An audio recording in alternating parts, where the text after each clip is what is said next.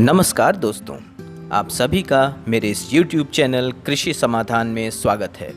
मेरा यह चैनल समर्पित है किसान भाइयों को और उन सभी लोगों को जो खेती, उद्यान या बागवानी में रुचि रखते हैं। दोस्तों, आज हम बात करेंगे मशरूम की खेती पर। पिछले कुछ वर्षों में किसानों का रुझान मशरूम की खेती की तरफ तेज़ी से बढ़ा है। मशरूम की खेती बेहतर आमदनी का जरिया बन सकती है।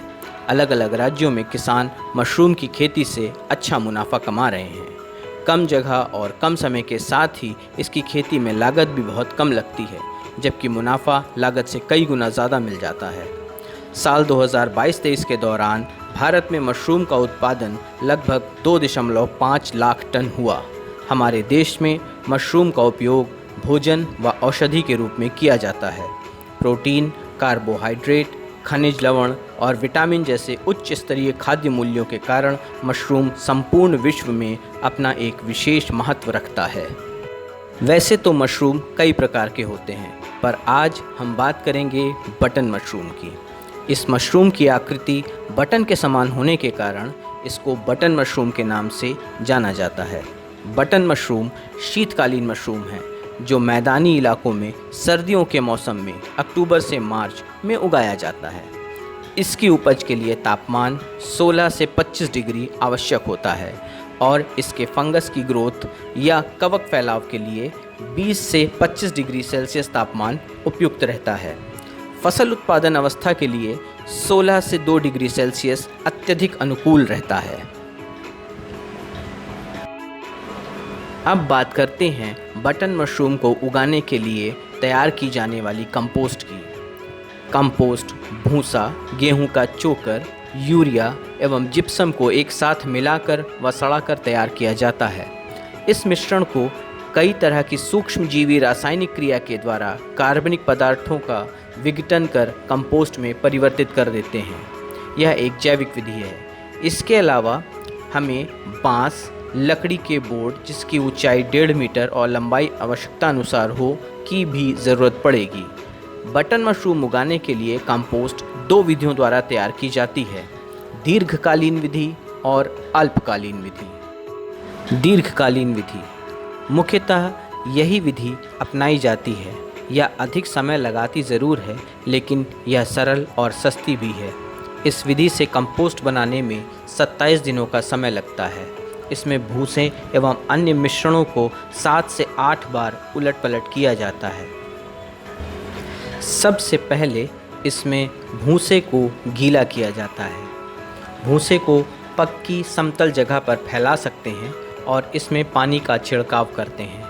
यह अवस्था 2 दिनों की होती है, लेकिन इसमें इस बात का ध्यान रखा जाता है कि भूसा पूरी तरह गीला तो हो जाए, लेकिन भूसे से पानी रिस कर बाहर न निकले। और तीसरे दिन से भूसे में अन्य मिश्रण मिलाया जाता है। गेहूं का भूसा आवश्यकता अनुसार लिया जाता है, परंतु कम से कम 3 क्विंटल सूखा भूसा होना ही चाहिए। इसके अलावा गेहूं का चोकर 100 किलोग्राम सूखे भूसे में 5 किलोग्राम की दर से, यूरिया 100 किलोग्राम सूखे भूसे में 6 किलोग्राम की दर से, सिंगल सुपर फॉस्फेट 100 किलोग्राम सूखे भूसे में 3 किलोग्राम की दर से, म्यूरेट ऑफ पोटैश 100 किलोग्राम भूसे में 3 किलोग्राम की दर से, कैल्शियम सल्फेट 100 किलोग्राम भूसे में 9 किलोग्राम की दर से और जिप्सम 100 किलोग्राम भूसे में 3 किलोग्राम की दर से मिलाया जाता है।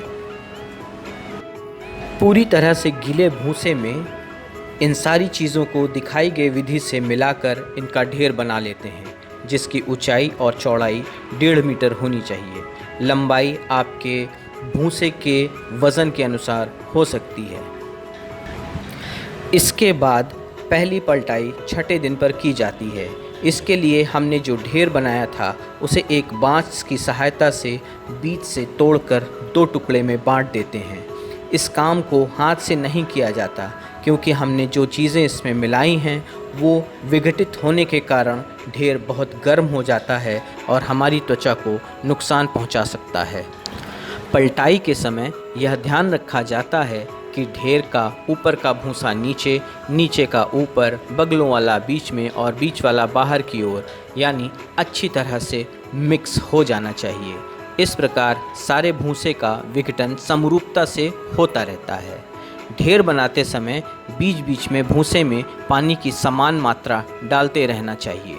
ढेर के पूरा बनने के तुरंत पश्चात पायल एवं फर्श पर नुआन का हल्का छिड़काव करना चाहिए, ताकि ढेर के पास वाले फर्श पर मक्खियां बैठकर अंडे न दे पाएं।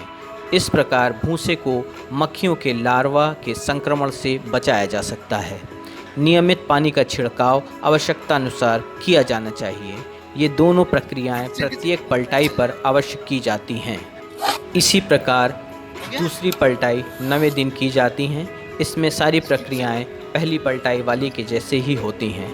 तीसरी पलटाई, यह पलटाई 12वें दिन की जाती है। इस पलटाई पर पायल या भूसे में जिप्सम 100 किलोग्राम सूखे भूसे में 3 किलोग्राम की दर से मिलाया जाता है। जिप्सम को पहली पलटाई में नहीं मिलाते हैं, इसे तीसरी पलटाई में मिलाया जाता है। जिप्सम से कंपोस्ट का पीएच ठीक बनता है और यह चिपचिपाहट को कम करता है। अन्य सभी क्रियाएं प्रथम पलटाई जैसी ही होती हैं। इसी प्रकार चौथी पलटाई 15वें दिन, 5वीं पलटाई 18वें दिन और छठी पलटाई 21वें दिन की जाती है। इस समय मिश्रण में से अमोनिया की गंध पूरी तरह से अवश्य समाप्त हो जानी चाहिए। फिर 7वीं पलटाई 24वें दिन की जाती है और 8वीं पलटाई 27वें दिन की जाती है। इस पलटाई में कार्बेंडाजिम 150 ग्राम, फंजीसाइड और 150 ग्राम इंसेक्टिसाइड का छिड़काव कर सकते हैं। अब बात करते हैं अल्पकालीन विधि की। कंपोस्ट बनाने की यह उन्नत एवं कम समय यानी कि 18 से 20 दिनों में तैयार करने वाली विधि है। इस विधि से तैयार की गई कंपोस्ट पर मशरूम की उपज भी ज़्यादा मिलती है। इस विधि को प्रदेश में बहुत कम काम में लिया जाता है। इसका कारण कंपोस्ट तैयार करने में लागत का ज़्यादा आना एवं कुछ खास यंत्रों जैसे bulk pasteurisation tunnel, peak heating room इत्यादि का आवश्यक होना है। कंपोस्ट के तैयार होने पर इसमें बीज मिलाया जाता है। बीज की मात्रा 1% की दर से होती है, अर्थात 100 किलोग्राम कंपोस्ट में 800 से 1 किलोग्राम के बीज मिलाते हैं, जो मिलवा विधि या परतदार विधि से मिला सकते हैं।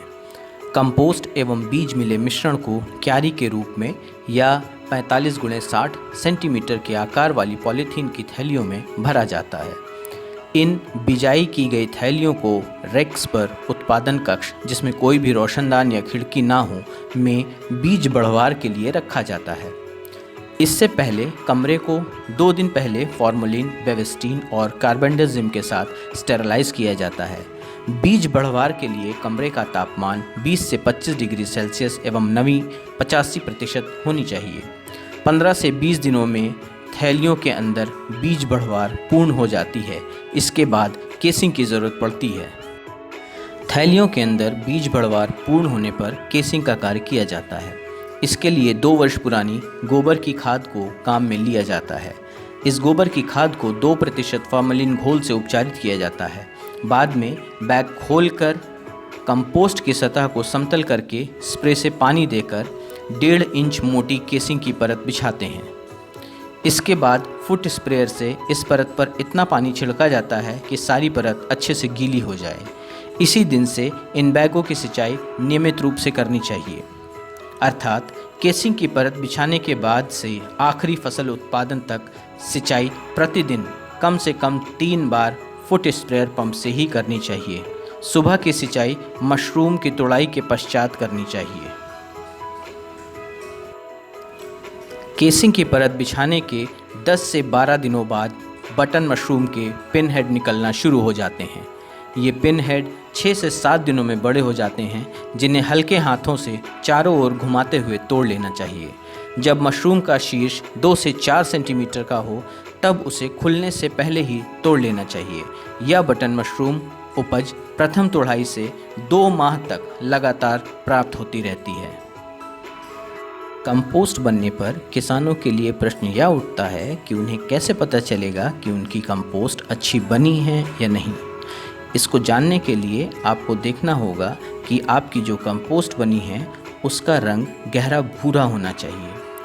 ये हाथ पे चिपकनी नहीं चाहिए, अर्थात इसमें चिपचिपाहट नहीं होनी चाहिए। इसमें नमी की मात्रा 70 से 75% होनी चाहिए। तैयार कंपोस्ट में अच्छी खुशबू आती है, लेकिन अमोनिया की गंध नहीं आएगी। तैयार कंपोस्ट में नाइट्रोजन की मात्रा 2 से 2.5% तक ही होनी चाहिए और इसका पीएच लेवल 7 से 7.8 होना चाहिए। इसमें कीट या किसी प्रकार की फफूंद नहीं होनी चाहिए। चलिए अब बात करते हैं बाज़ार भाव की। ताज़ा बटन मशरूम का बाज़ार भाव लगभग 100 रुपये प्रति किलो है। यह मशरूम ताज़ा अवस्था में ही खाई जाती है, अर्थात बटन मशरूम ताज़ा अवस्था में ही खाई जाती है। इसके व्यंजन बनाकर भी उपयोग में लाया जा सकता है, पर इसे सुखाया नहीं जाता है। अगर आप छोटे लेवल पर मशरूम उगाना चाहते हैं या बड़े लेवल पर भी मशरूम उगाना चाहते हैं, या आप अभी मशरूम का काम कर रहे हैं और आपको इससे संबंधित किसी तरह की सलाह की ज़रूरत है, तो प्लीज़ कमेंट बॉक्स में कमेंट करके मुझे बताएं। धन्यवाद।